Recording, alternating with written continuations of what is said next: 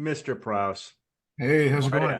you? Hey, Ed, good good. Hey, morning. George, did that M&A guy from Charleston contact you? He did.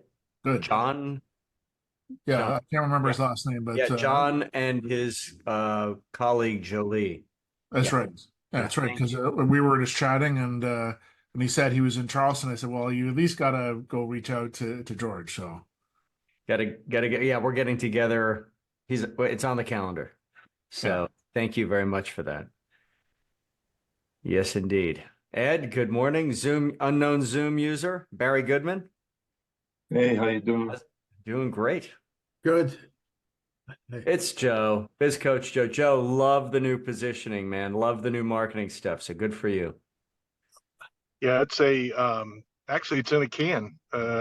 Yep. There's 6,000. I think I talked to you before about this. There's 6,000 coaches out there that private label the product, and Yep. it's pretty amazing how deep of a service level they have.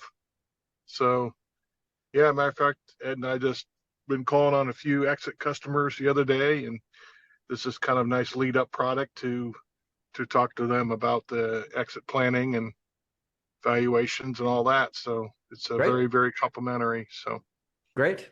Love it. Yeah, we play nice with a lot of different systems.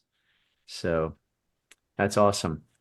Um, whew. Hey guys, I got the mock-up of CEO Insights, and we're gonna have some fun.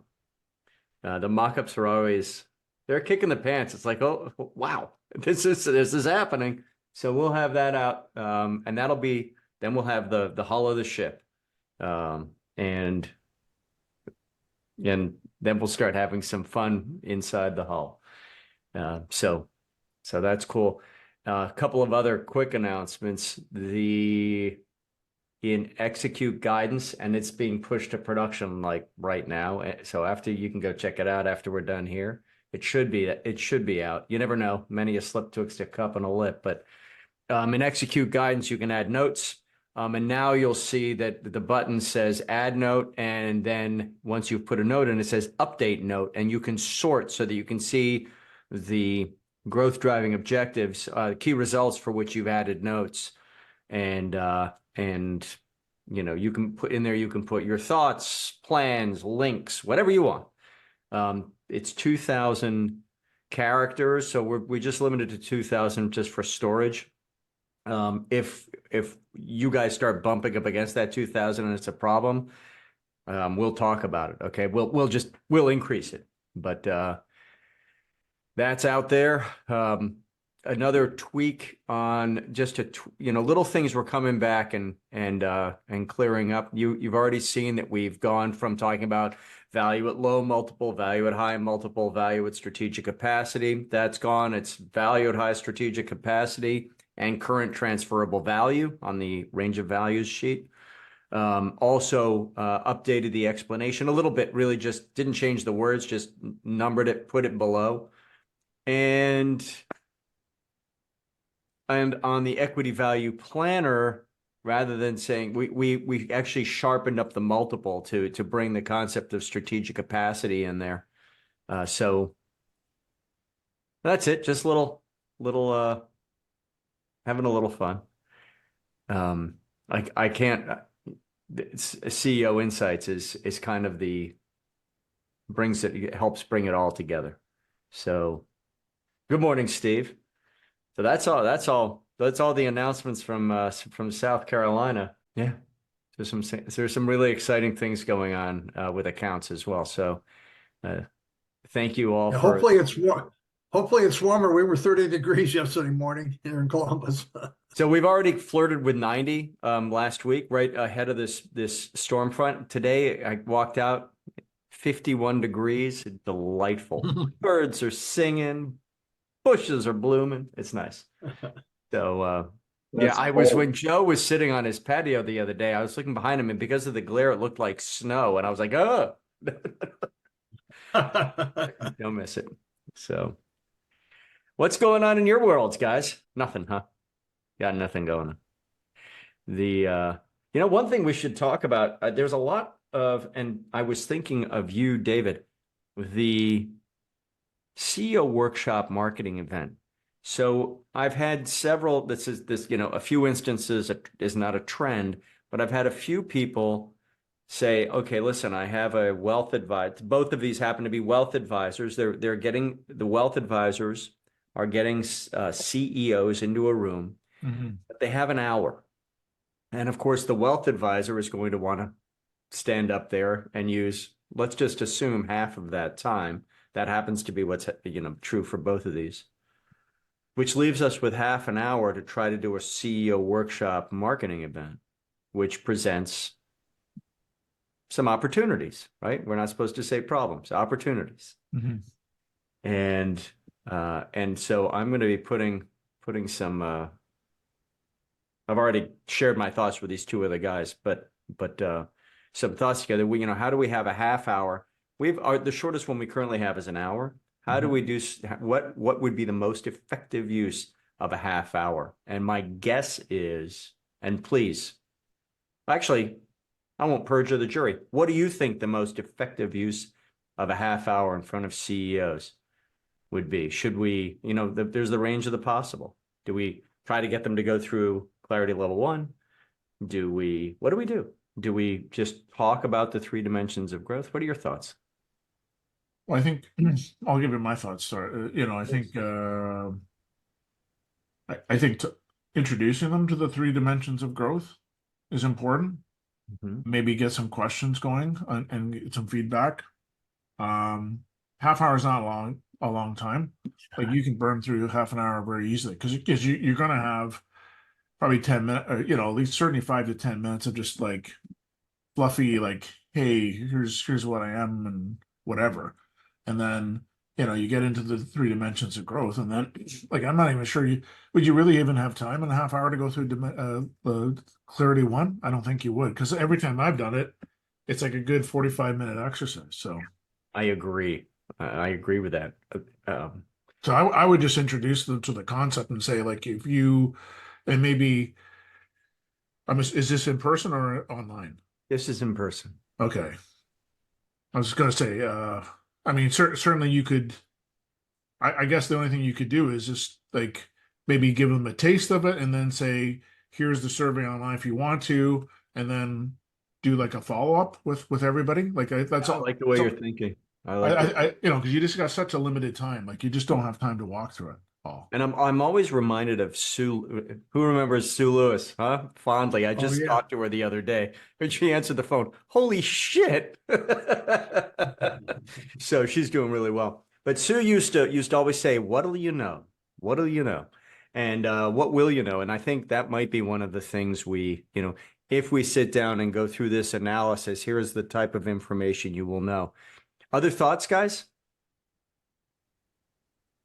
I think you got to get maybe 3 meaningful slides or items that you can hand out to them.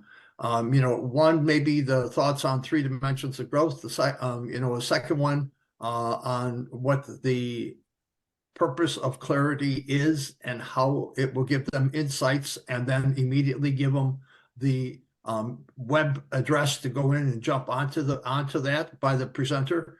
And maybe the third thing is contact and key information about the presenter. Yeah. Here's why clients hire me. Yeah, I like it. I like it, Ed. And there's always the QR code. Google, you can do a QR code with a right click now. So, Steve, what do you think, man? I don't think I've got much to add. I agree with what's been said. You can't do the whole thing in a half hour. No, you can't.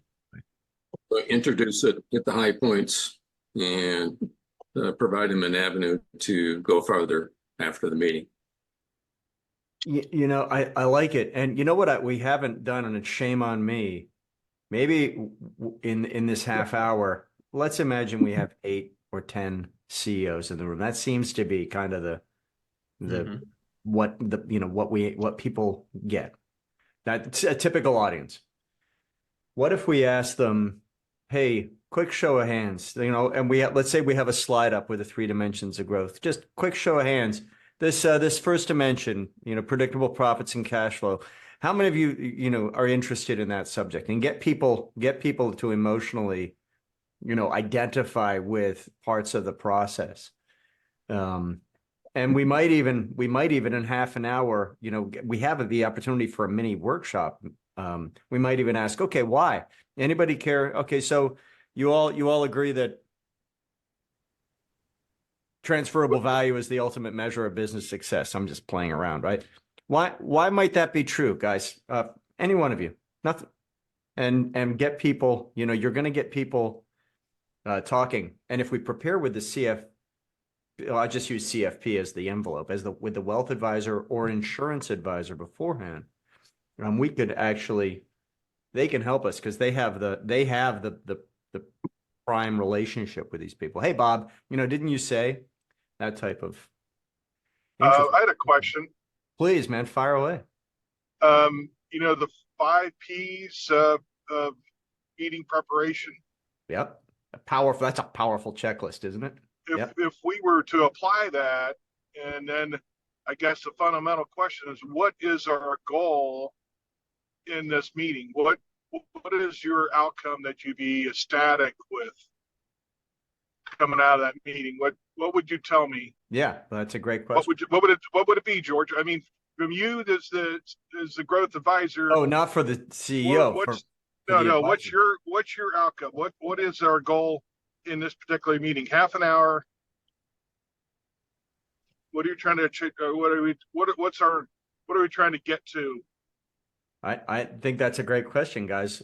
What are your thoughts? Is it a next step call, or is it a chance for them to reach out and book an appointment with you to learn more? Then I would go with a story, and I would use your relationship capital with the investment advisor and have them tell the story of one of the clients that you have collaborated together with, and how that relationship has benefited all three parties. And keep it really, really simple, short, 20 minutes tops, leave 10-minute airspace, and then your card. Because that's ultimately, you're just trying to get to that next appointment. We're not trying to get them to understand 3 dimensions, I just communicate what value of being connected with that wealth advisor, and now you would be to them. At that short a period of time, I think that's all that's really possible. Just trying to get to the next appointment. That's my thoughts. I agree with a lot of what you just said, Joe. I would disagree with not getting into something that's proprietary to you, some IP. And the 3 dimensions of growth, we all know, is super intuitive. People identify with it. I get asked for that graphic. I'm like, it's in the community. But that graphic is helping move minds forward. Anybody want to comment on, add to, agree with, disagree with what Joe just said? I like the direction, Joe. I think I have an idea for what the call to action is, or what my ultimate outcome is, but I'd rather hear from you guys.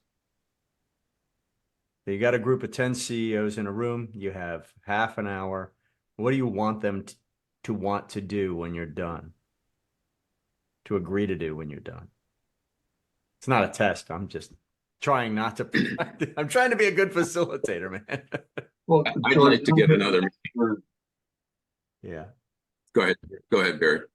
I don't have an answer to that question, but couldn't you have them do some pre-work to the meeting and take a 10-minute quiz and identify the one commonality that you have among the group and show the expertise and how you would solve that problem? Because the CEOs really are about solving problems. Yes. And if you could illustrate how the process solves the problem, that could lead to a follow-up appointment or a follow-up conversation. Yeah. So for example, Barry, I like that approach. For example, we could have the CFP send lead generator out and say, right, we're going to talk about this in the meeting, and you'll have an opportunity to hear how this impacts your ability to grow profits and value, or something along those lines. Well, if it comes from the sponsor of the meeting, that solidifies your relationship with the sponsor and solidifies the relationship with their client. Because it's a real warm introduction at that point, and you're Sure. getting that participation. Yeah, I like it. And I would too on that I would pile on given the experience we've had out in the field. I think that's a great idea, Barry. We should make sure we have a process that we've shared with our COI beforehand that says, hey, listen, we want to have, at least half the room have complied. It's amazing, even a short survey, people don't take it. So how do we make sure that we have compliance? And there are ways, and there are proven ways of getting this done successfully. But let's make sure we have a process we communicate to our COI, be it a wealth advisor or a business attorney, fractional CFO, etc. Yeah, I like it. Okay, cool. Well, you guys are giving me some great ammo. I appreciate it. And you know me, it'll be showing up in a community near you. So Another to add to that, George, another way to do that is to kind of seed the audience, make sure that at least one of the attendants have done the work and are willing to be the guinea pig. And if you were to just work over one of the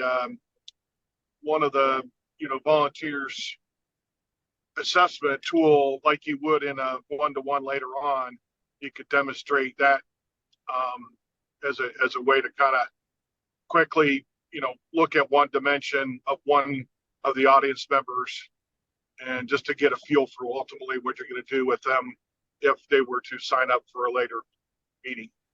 yeah. Yeah, that's a good idea, Joe. And what we haven't really answered yet is what are we going to ask them? What's our leave behind? What are we going to say? Because I think all of us want to end up. I mean, I think, tell me if I'm wrong, but ideally you'd walk out of a room with 10 CEOs with 10 follow-on meetings, or very quickly thereafter end up with 10 meetings. That's best case. But if we can get, what we do know is that when we run a full workshop, when we have an hour or more, we get consistent quality conversions, right? So how do we, if we only have a half an hour, how do we maintain that quality conversion rate?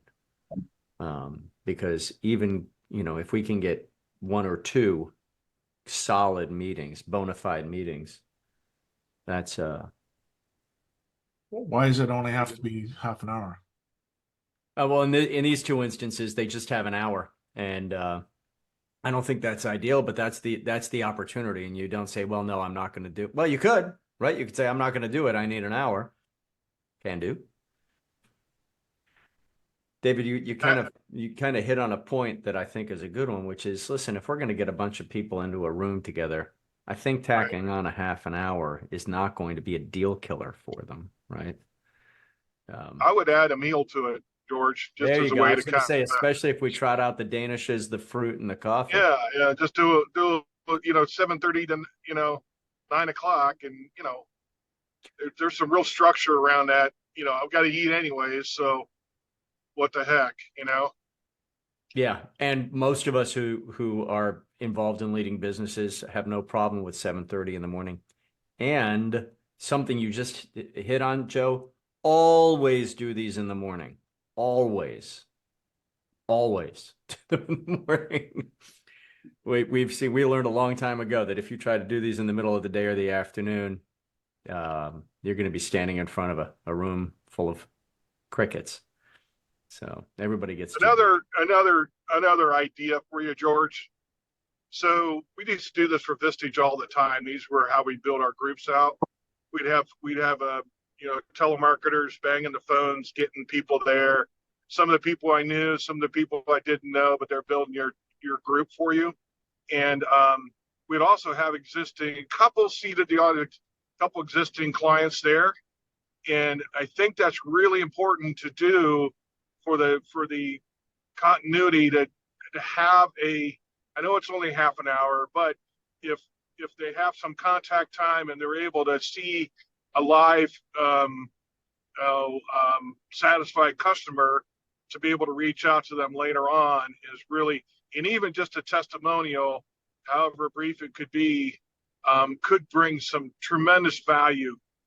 Imagine them telling the story of how they've been able to, sometimes you have these successful exit strategy people and they just kind of go away. Well, maybe you can, get them to be your lead sales dog as far as there's life after the tyranny of the business. And George helped me get there, and I'm forever grateful to George and blah, blah, blah, blah, whatever. But if you could see the audience with a couple plants, all the better. And then not to be, just to get the positive energy, just a thought. I don't know. I think that's a fantastic idea, Joe. So imagine having a client of yours, and whether they've gone through the entire process or not, but if they've experienced working with you and can share positive experiences, here's what I didn't know, here's what I learned, here's what I'm looking forward to, then you're getting social validation in the room from one of their peers. That could be incredibly powerful. So you're basically doing a case-based real world testimonial. I think that's a fantastic idea, Joe. Guys, thoughts? I love that idea, actually. Yeah, I think you should do a 2-day retreat. You really should. And why stop? But and more seriously, George, we talked about collecting data last week when we had this coffee Klatsch. Yep. So once you get the data collected, the so what is you could have whoever's doing the briefing could have a slide along with the 3 dimensions. But this is where we find most businesses, and this is where most businesses should be shooting for, because this gets you the top dollar. Blah blah blah. Mm-hmm. So a slide relating what the population is, the universe of data. Yeah, it's interesting. I mean, we are rapidly approaching the ability to start talking meaningfully about what we're seeing in typical companies.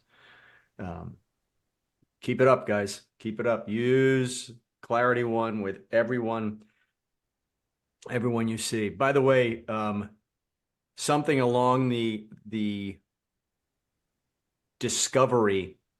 That was the most commented on and voted for moniker for Clarity One, if we're going to change the way we refer to it. It's a great way to get a conversation going. Oh man. And we always say about how business owners love talking about themselves or their business, but it's a great way to kind of naturally kind of get into it. Yeah, thoroughly agree. I have no one has called me and said, God bless it, George. I used this with my client and they were confused. They were angry. They didn't understand. That is not happening at all. It's just the opposite. I'm getting calls that are, gosh, this guy, this person got so excited about what they were learning, right? That type of comment. Yeah. I haven't had a bad session yet. Yeah. Love to hear it. Thank you. And if you do, guys, anyone watching this, I need to know about that. That's important data. Like what now? There's one in every room, but if this is something that we've unwittingly triggered, let's account for it, right? Okay, that was great. Thank you. And through the wonders of AI, I'll take the transcript from this and create a couple of different half-hour scenarios for you guys. If and I'm just gonna add it to the front of the CEO workshop. If you only have a half hour, here's what you want to hit. Okay. George, I'm gonna have to run, so I'll drop off. Thank you. Great to see you, man. And Nice seeing you, have a David. great day. Good luck. Nice seeing care, everybody Dave. here. See you next week. So what else is going on? Thank you for that, guys. That was great. That's it. I know you. Well, George knows I'm swamped with valuation right now, so Yeah. I'm going crazy. Ed is working. Do you mind if I share, Ed? How many cases No. are you working on? 4. 4. Oh, you got 1 done. That's great. Yeah. Yeah. Not because you're dragging your heels, but because you got hit with 5 at the same time. I'm thrilled for you. Stay busy. And Barry, you'd appreciate this. 2 of the cases are a death that occurred last April. They've had They got to file extensions. pretty soon, don't they? Well, they just got the real estate appraisals in. The foundational basis, because of several 1031 exchanges, are less than $1 million. The appraisal's 53 million. Ooh. And one of them, the other one, the foundational value is 1.1 million, and the appraisal's $49 million. Well, that with the step up in basis, the government's getting leaves a lot of money on the table. Yeah, they're going to end up. There's going to be a major issue. The question is that from a value perspective, how factoring in the capital gains taken out to discount the value a little bit. Well, how does that deferral of capital gains affect the underlying value of the company?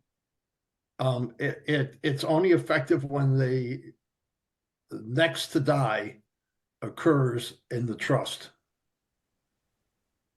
So for estate tax purposes, is there any effect on the value? Nothing at the current time. It'll only when the wife dies that the tax bill will come due. Okay. So they've got time to put in an insurance policy or sell off some property in order to be able to fund the taxes when they do occur.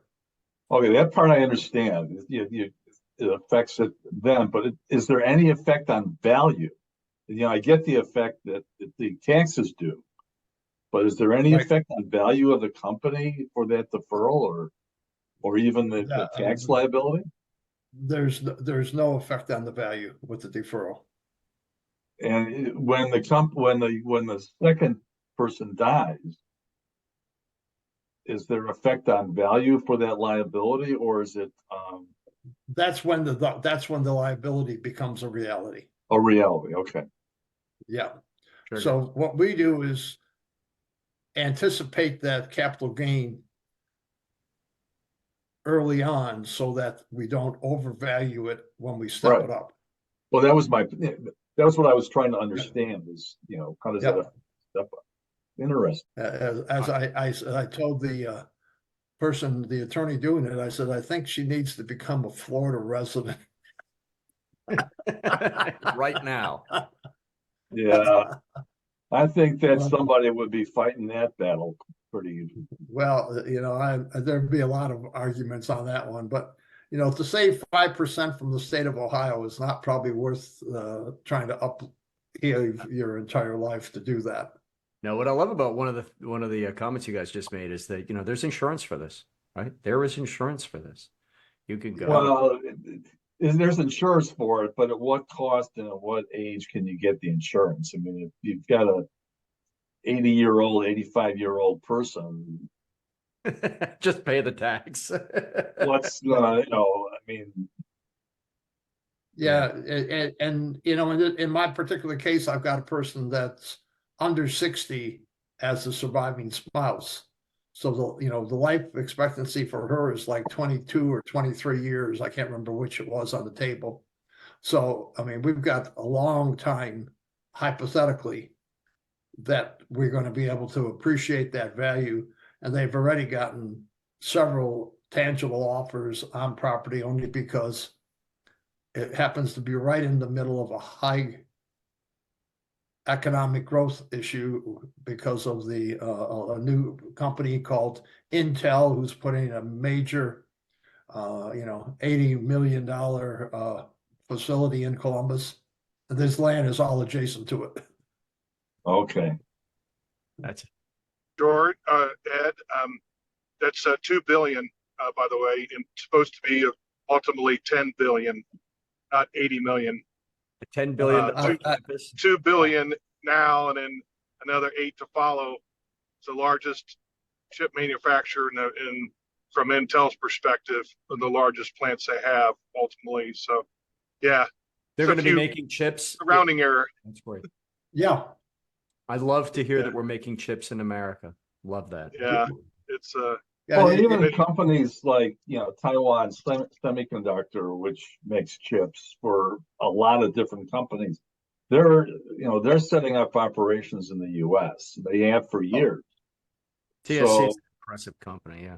we're bringing a lot of this chip making here, even though they may be foreign-owned Yeah. companies. Yep. Love it. That's very But- cool. The whole idea of people moving to like Florida and Texas and Tennessee, I, I think that is starting to narrow the economics Correct. of doing it. I know Tennessee has gotten very expensive to live in. The value of homes and land in the Nashville area has just skyrocketed over the last 10 years. Yeah. Yeah. But people are still moving. I play golf with a couple of guys that are moving to Knoxville, Tennessee. Oh, yeah. That's becoming a very popular area. But if you You know moved what? there 10 years ago, it was cheap. Now it's not so cheap. Yeah, say now they probably just swapped the value of their home in Chicago for the property they get down there. Yeah. The California may be a different story, but well, it's fascinating. What's fascinating to read in the journal, in Forbes, in et cetera, is about people voting. The people voting with their feet. They're like, actually, we're done. We're done with several different, everything from the weather through social and economic issues, and it's interesting. And then you hear the stories, and I'm sure they're amplified for effect. I would like to believe this doesn't happen as often as we would be told, or they would have us believe. But the governments of California and New York in particular getting muscular with people trying to move out of the state, and really trying to prevent and punish, which is I'd like to hope are isolated incidents. I don't know. Does that happen? I don't know if that happens in Illinois. well, an exit tax has come up, I think, a couple of times, and it's been shot down. But they raise other taxes, and what a lot of people I know do, if they can afford it, obviously, is they'll have a home here and a home there, but they will then become residents of Florida or Texas, which are the two states that I am somewhat familiar with. Yeah. And Austin's a beautiful area from what I understand. I've never been there. Austin is different than it was when it gained its popularity. Like, its popularity has caught up to it. Dallas, I mean, I lived in Texas for 4 years. Dallas is wonderful. I like Dallas. A couple of times I've been there. San Antonio is great. San Antonio is great. Yep. Love Texas and Florida. It's interesting to watch the secondary cities. People are like, oh, Miami's become prohibitively expensive. How's Tampa, St. Pete? It's a hydraulic situation, right? People are gonna go. A friend of mine just bought in the middle of Florida. His wife about killed him. She's like, this is not Florida. So yeah, we live in interesting times, guys. Interesting times. Oh, here's Bob and Kathy. Bob and Kathy, who I will wager are going to end up. Can you hear us, guys? Yeah, they are. Here they come. They've been on fire. Hey, Bob, how are you, man? Good. Sorry I'm late. Oh. I got tangled up in something. This is this is a wander in, wander out kind of event. No agenda. So welcome. We had a conversation, and you might want to watch the recording. We had a long conversation about CEO workshop marketing events. You got to go, Steve. All right, man. You have a great day. Thank you. Matter of fact, I will watch that. And so are you in the middle of something? Because what I was involved in was really kind of interesting. Oh, no, we're just rambling along. So I decided there's this guy named Brandon Lee. I'm not sure, but anyhow, I ended up finding out about doing some surveys. So I did a survey today. Are you interested in learning more about the benefits of a CEO peer group? My response has been tremendous. Really? I mean, yeah, just the impressions. I mean, normally I get, 300, 400, 500 impressions. I'm already at over 1,000 impressions. And I just put it up like a little over an hour ago. And so surveys work. I like it. And was it a one question survey? No, it's a question, yes, no, or maybe. You're gonna flood my inbox? Then no. Well, the bottom line is, but you can see who votes. If they vote yes, you can see it's, hey, it's George Sandman that voted yes. And did you do this on LinkedIn, Bob? Yeah. Yep. And so then I put I said, hey, George, thanks for, participating in the, the CEO peer group, survey, if you want to, and then so I connect with you and I say, hey, if you want to find out more, here's my calendar link. Yep. So I want to see what happens. That is very cool. And if you have a number of these, you might test your Calendly link and the Clarity Level 1. Hey, take this survey to see these are the types of issues we talk about. These are the types of issues we work on, with which we help, whatever's the best phraseology there. Okay. Anyway, that's very cool, Bob. Congratulations. Well, thanks, but yeah, I will listen to the first half hour of this. Yeah, we kicked, and if you have feedback, please, because I know you'll have ideas. So, well, that's terrific, guys. Anything else?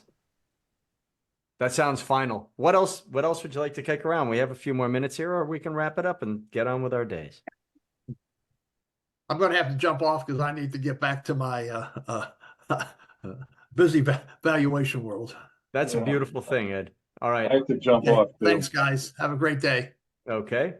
Ed, goodbye. Barry, goodbye. We'll I'm see going to you. stay on. I mean, anything else? Joe's gone. No, it's just you and me here, man. I'm trying to figure out how I get more engaged. So Kathy's been getting some engagements, which is good. I'm trying to figure out how to increase my CEO peer groups. I know you don't do that anymore, do you, George? We do a mastermind group for business advisors, but we don't do any CEO groups. Would that be something that Kathy could be involved in? Absolutely. I would love to have her. Absolutely. Is there a way that you can reach out and invite her? I can. Yeah, I'd be happy to. Yeah. She's loving it. She's learning all she can. It's like, but she's like, okay, what do I, as we kind of go through. Another thing is, have you reached out to Marty in Tina's group? Oh, that Marty. No, I have not. He's a great guy. He is an absolutely great guy. Oh yeah. And so he called me the other week, and I keep up with him as I do kind of Larry and that, but I think I'm gonna stop the recording here. Okay.